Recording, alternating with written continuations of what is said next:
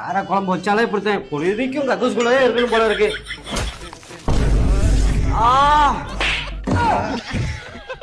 எப்ப பார்த்தாலும் செல்லே நோண்டிக்கிட்டு இருக்காரா?